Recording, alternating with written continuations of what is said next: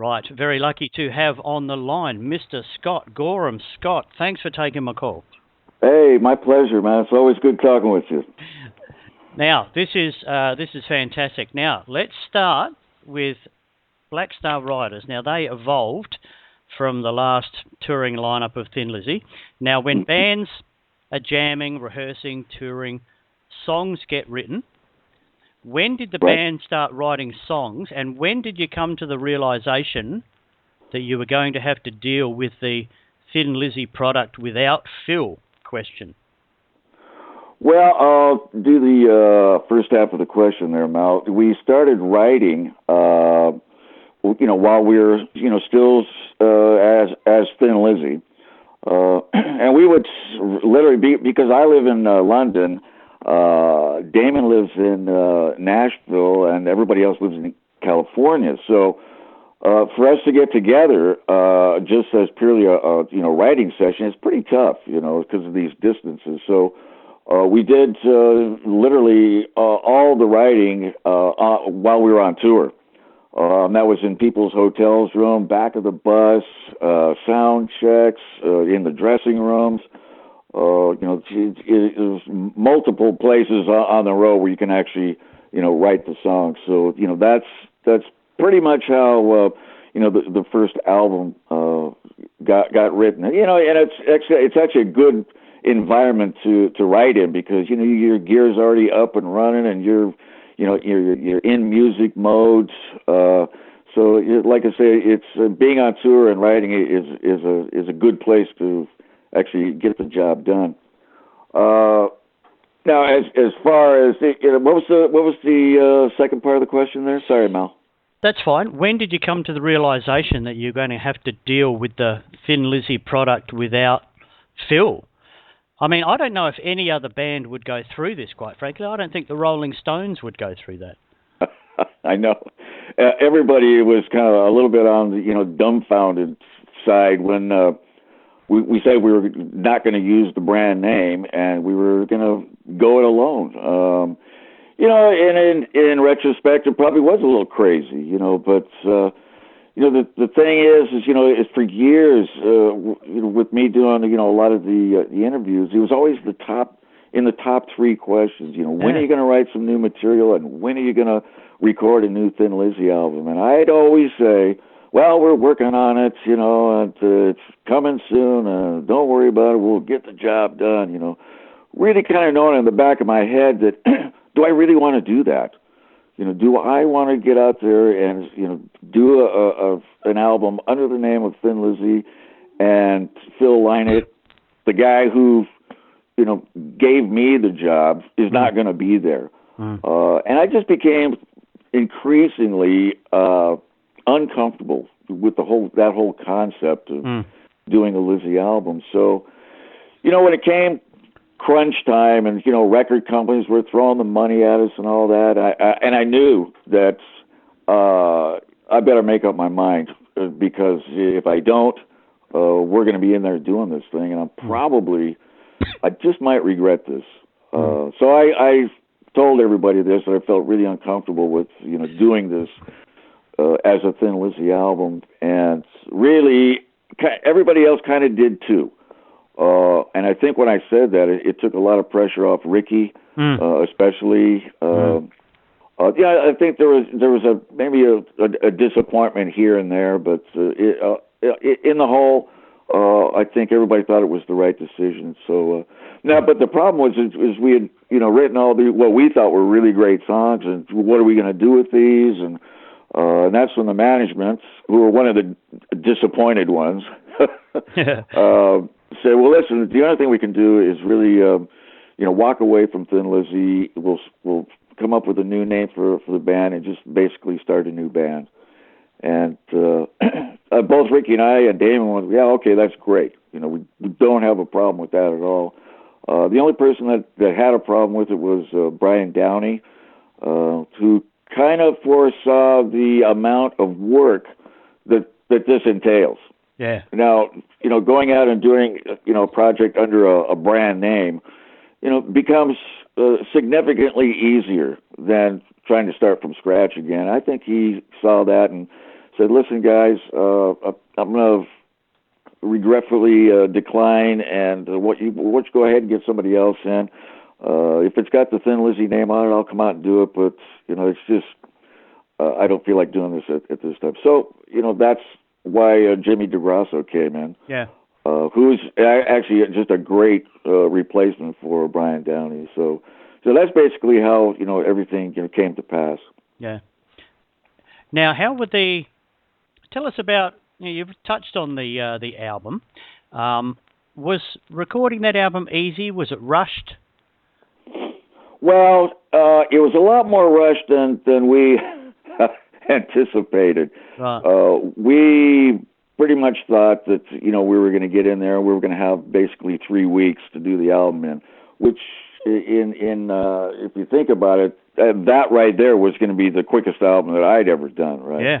But after a week being in the studio, Kevin Shirley just went ahead on his own and booked Joe Bonamassa in after what would be our 12th day in the studio. Good on him. And that's when we knew that we only had 12 days to do this album in. Yeah. So it was effectively it was a track a day that we had to get down and finish. So that was pretty scary, knowing that you're going to record an album, it's going to be out there for the rest of your life, and you're going to do this in 12 days' time. So there you go. Mm. So it did. It felt rushed. I mean, basically, All Hell Breaks Loose. It's a live album in the studio. Yeah. How were? I mean, there's a few new members in the lineup at that stage, obviously. When you went out on the road as Black Star Riders, following that, apart from the few members different, did anything change from your point of view? In what way? Playing wise, or we're not going out as Thin Lizzy, now we're going out as Black Star Riders. How was the different vibe on stage, or was it just the same guys doing it? Well, because we'd all been playing together for a couple of years now.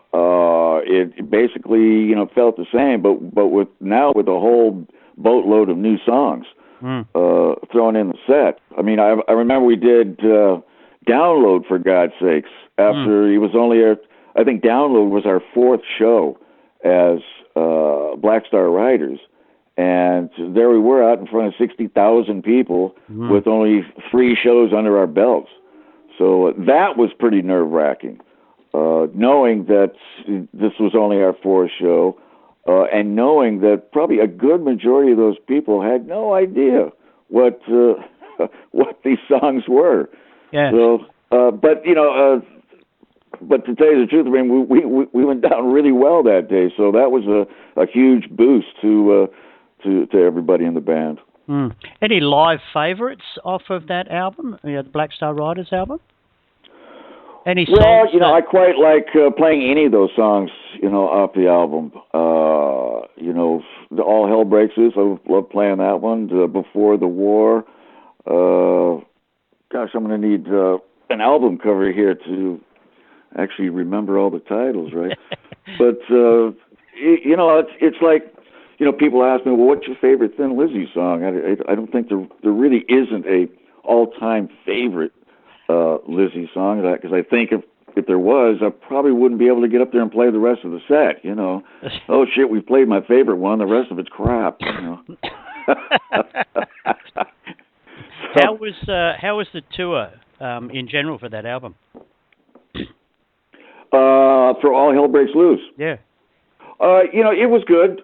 I don't think there was as many tickets sold as we had wanted, only because we went out and the album hadn't been out that long, and nobody had a chance to really find out who the hell Black Star Riders were and what do they do right now. But it all changed with the Killer Instinct. Everybody knew who we were. Now we. Well, walking around Europe with, a lot of sold-out shows and all that now. So, yeah. Like I said, in the beginning, there's, when you start a new venture, you kind of have to understand what you're getting yourself into here. Yeah. It's never going to be a completely easy thing, no matter who you are or where you came from, really. So. Yeah. The songs for the new album, were they written on the road the same sort of way as the first one? Yeah, they were actually. I mean, on the second one, I think there was a fair few songs where, major portions, were written at home by, different individuals. And we came together in Nashville to, have a huge rehearsal, which is something that we kind of really didn't do for the first album. I mean, the first All Hell Breaks Loose, we did these little demo sessions, but they were kind of all really sort of quick and fleeting. Where with the Killer Instinct, we actually sat down in a rehearsal studio for about 10 days, and and worked all the bits out, and threw things in and threw things out. So we just felt a lot more prepared. Yeah. Okay. And also, Nick Raskulinich, he was pretty much in the rehearsals with us every day, throwing in a lot of really great suggestions on a lot of the songs. So Nick actually became like our, the old cliched sixth member of the band. So it was really great working with Nick because of that, because he always had an idea, always kind of nudged you in this direction or that direction. It was a really very cool experience with Nick. Excellent. Tell me about Soldiers Town. Soldiers Town. Well, that was a riff that I came up with while I was in the shower. Actually, I started humming this thing to him, and I couldn't get out of the shower quick enough to grab the guitar and get it from my head into my hands. That's basically how that came out. I mean, musically is my involvement with that. Ricky is the lyric guy on that. I think there's something like, what did he say? 9 verses or 10 verses in that song. I was quite astonished when he said there were that many verses it's like a hell of a lot. And I'm thinking, well, wait a minute, is this going to be like an 8-minute song or something? And it still comes out to like 4 minutes and 40 seconds or something. So it's pretty incredible, really. Yeah, that's great. Another track I want to ask you about, Blindsided. Now, I'm going to use the F word here, but that's a fucking huge track. Yeah, I love that track. Where did that come from? I have no idea. That's a Ricky and Damon special. Now it's more on the acoustic side of that one, isn't it? Yeah. Right. And I think at some point we're actually going to put that in the set when we get back into doing, our own shows. I think we're going to try to incorporate that song in the set. I actually think that's really a beautiful song. I think it's so cool. It's just that for right now, we need to get more of the up-tempo songs into the set. But I can assure you, I'm going to be pulling for that one, that we actually put that in the set. Yeah, good idea. Now, a friend of mine saw Black Star Riders recently on one of these cruises. I think it was a Monsters of Rock cruise. Right. Is that the first time you've done a cruise like that? No, we did one the year before, and it was a total disaster. It was not even... No, we've actually done 2 of them. But the very first one was a total disaster. It was with rented gear or something, and my pedal board got stomped on and crushed in the baggage department at the airport. So my gear didn't work. I mean, it was a total fucking fiasco, right? But this last one was cool. I mean, they're really well organized. They got a well-oiled machine going on there. I think there was 20 different bands, 4,000 people.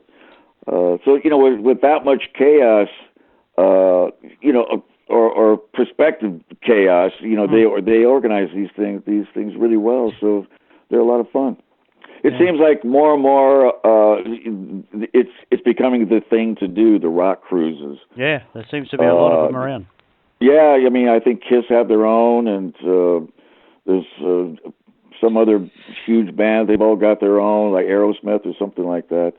So everybody's realizing that these aren't like old blue-haired, people going on these cruises. They're actually targeting, the young rock fans. So it's very cool.